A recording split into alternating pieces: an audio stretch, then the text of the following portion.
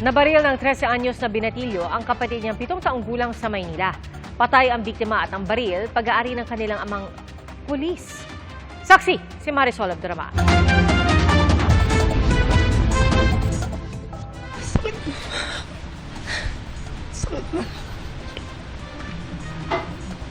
Wala nang masasakit pa para sa amang namatayan ng anak. Sakit. Sakit na. Sakit.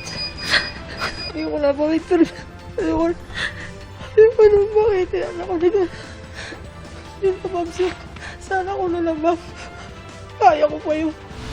Ang 7 taong gulang na anak na iniwan lang niyang natutulog, nadatnan niyang wala ng buhay sa ospital. Ang mas nakapanlulumo, ang dahilan ng pagkamatay ng bunso ay ang kanya pang isang anak na 13 taong gulang. Aksidente umunong nabaril ang bunso ng kanyang kuya sa loob ng kanilang bahay sa Maynila. Base sa inisyal na investigasyon ng MPD, nasa locker ang service firearm ng ama na isang pulis. Nabuksan itong drawer at nakita niya yung baril at sa hindi malamang kadahilanan, pumutok po yung baril. Tumama naman po sa isang cabinet tapos hanggang sa lumusot po doon sa kabilang kwarto kung saan natutulog po itong kanyang kapatid.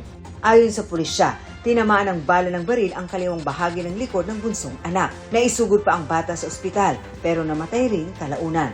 Bukod sa paghihinagpisa na sawing anak, labis ang pag-aalala ng ama sa 13 anyos na anak na nakabaril sa kapatid nito. Nangyari yan lang na kami nagkaloob ng Diyos.